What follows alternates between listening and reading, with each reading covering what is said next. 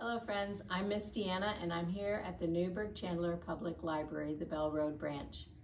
And today I'd like to share with you a story, The Pot That Juan Built. This is the pot that Juan built. These are the flames, so sizzling hot, that flickered and flared and fired the pot, the beautiful pot that Juan built. These are the cows, all white and brown, that laid manure all over the ground, that fueled the flames so sizzling hot, that flickered and flared and fired the pot, the beautiful pot that Juan built. This is the brush of hair from his head that spreads the paints all black and red, that colored the pot for all to admire before it was baked in the cow manure fire with flames so crackling and sizzling hot that flickered and flared and fired the pot, the beautiful pot that Juan built. These are the rocks of red and black, brought down from the mountain on burro back, to make the paint all black and red, to spread with the brush from the hair on his head, that colored the pot for all to admire before it was baked in the cow manure fire, with crackling flames so sizzling hot, that flickered and flared and fired the pot, the beautiful pot that Juan built. This is the clay, all squishy and white, dug from the hills, from morning till night, that became the pot, slap, slap, pat, pat, before it was rubbed with a piece of bone over and over until it shone, to show off the paints of black and red, spread with a brush of hair from his head, before it was baked in the cow manure fire, the crackling flame so sizzling hot, that flickered and flared and fired the pot, the beautiful pot that Juan built. These are the ants that led the way and showed Juan a special vein of clay, the very best clay, all squishy and white, dug from the hills from morning till night, that became the pot, slap, slap, pat, pat, before it was rubbed with a piece of bone over and over until it shone, to show off the paints of black and red, spread with the brush from the hair on his head, that colored the pot for all to admire before it was baked in a cow manure fire, the crackling flame so sizzling hot, that flickered and flared and fired the pot, the beautiful pot that Juan built. This is the rooster that crowed at dawn, that greeted the village and woke up Juan to ride the range at break of day, gathering rocks and hunting for clay, the very best clay, all squishy and white, dug from the hills from morning till night, that became the pot, slap, slap, pat, pat, rubbed with a piece of bone over and over until it shone, to show off the paints of black and red, painted with the brush of the hair from his head before it was baked in the cow manure fire, that with the crackling flame so sizzling hot, that flickered and flared and fired the pot, the beautiful pot that Juan built. Now friends, actually this pot was not built by Juan. Juan is a real person. His name is Juan Quezada, and he was born in Mexico in 1940. This pot that I have was actually done in Nicaragua. But the special thing about Juan is that he created a special kind of pottery that helped save his whole village. When he was 1 year old, they moved to a little town called Mata Ortiz. At 12 years old, while he was out searching for firewood, he found little pieces of ancient pottery in the mountains. And he decided it was beautiful and he was going to make a pot. And he started experimenting with all the different local materials, including there were some ants that were carrying little bits of white clay. He followed the ants, and the ants showed him where he could find the very best clay to make his pots. Eventually, Juan started making beautiful, beautiful pots, and he taught his brothers and sisters and a lot of other people in the village to make pots too. And now Juan Quezada's pots can be found in museums, and a lot of the other people in his village, over 300 of them, are potters to this day, and they're able to make money selling their pottery. And that's a really lovely story. Now, Juan Quezada, I have a video in the description that you can look at, and you can also Google his name and look at some of the other examples of his pottery, which I have pictures of back here. But let me show you some of my pots. So this one, like I said, was made in Nicaragua, and it has the artist's name on the bottom, Roger Calero. But I also have two pots from the American Southwest, and this is a special kind of pottery called horsehair pottery. And they put the horsehair in during the firing, and when it's fired, it creates that pattern on the pottery. I think it's beautiful, and you know it's going to turn out different every single time. This is probably my favorite pot. It's not perfect, but it's beautiful because it was given to me by a very special young lady named Chloe, who happens to be my daughter-in-law. And she is a math teacher, and she decided she wanted to learn how to do pottery. And so this is one that she made, and she gave it to me. And I keep this in my bathroom, and I keep things in it in my bathroom. And I love this pot from Chloe. Thank you very much, Chloe. All right, we're gonna take a quick break so I can clean up and get up some supplies here, and I can share with you some ideas you can do at home. Okay, friends, I looked around and I found some supplies and some ideas that I can share with you today.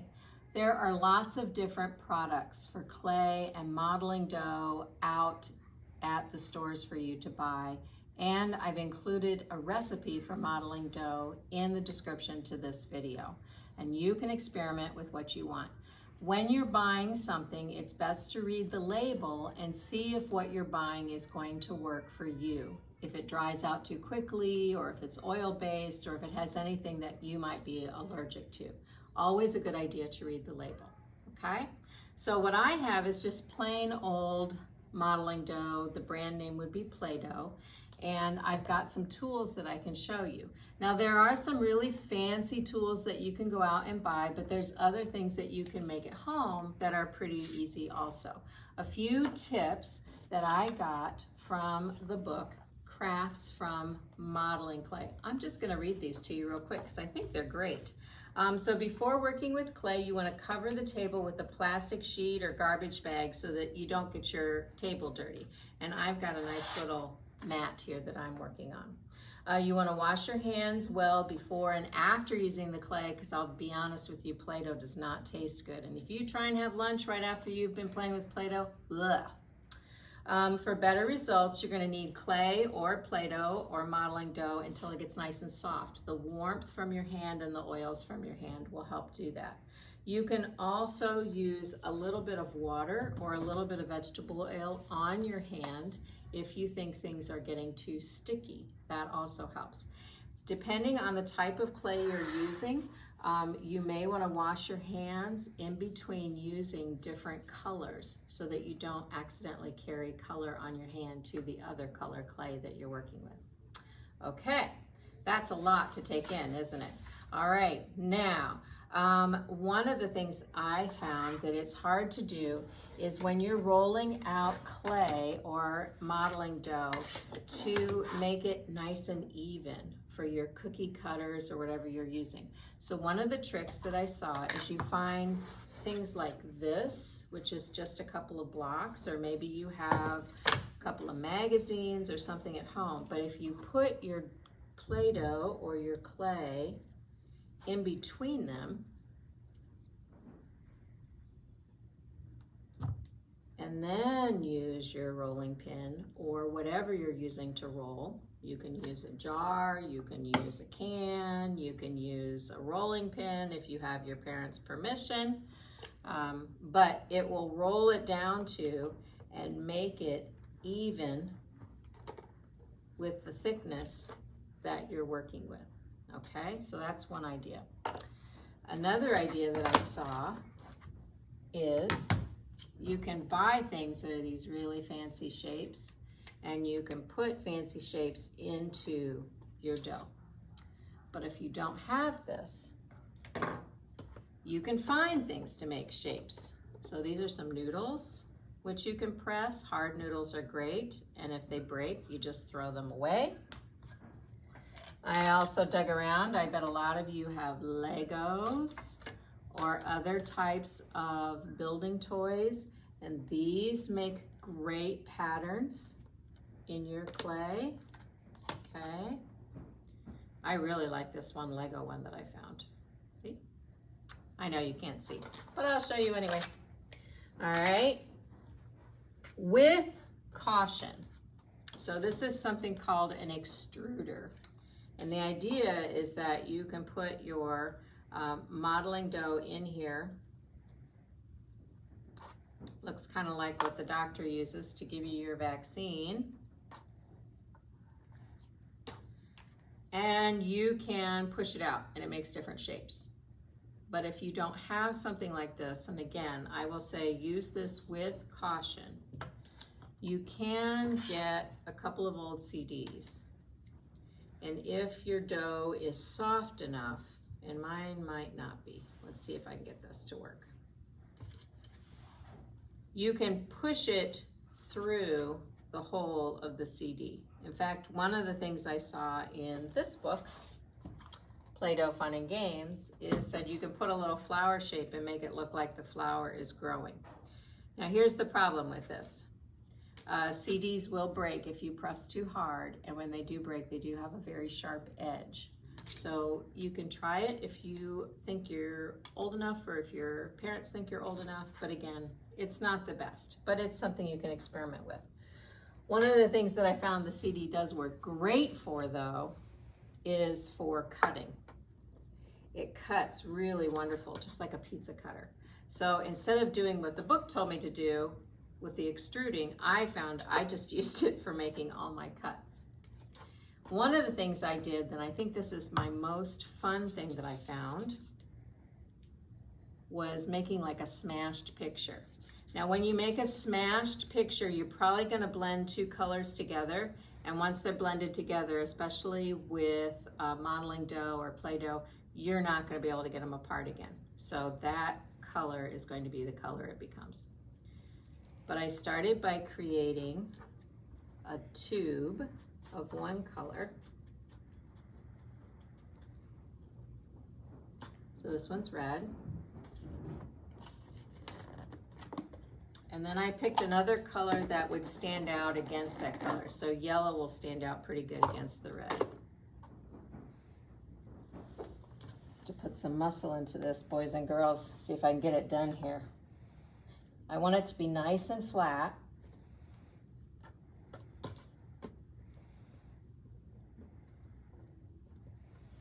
And then I'm going to roll the red inside the yellow. If you do this with actual clay, it's an effect called millefiori, because it looks like a million flowers is what it's supposed to look like. Okay.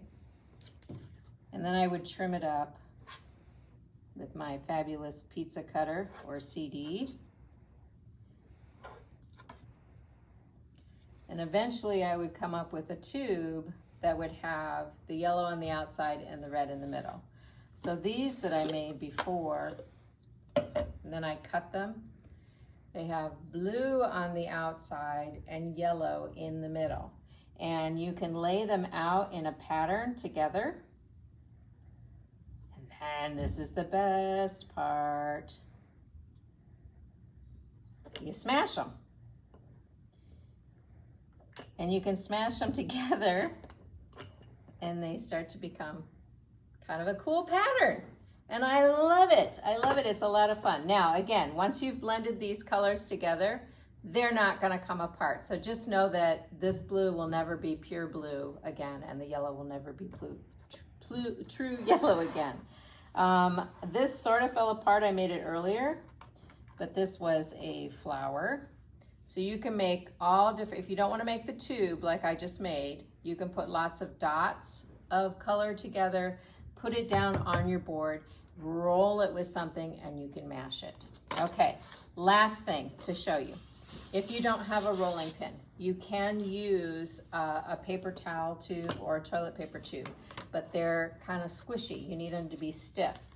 So what you do is you take a couple of them, you cut it, roll it up tighter, okay? And you slide it inside another one.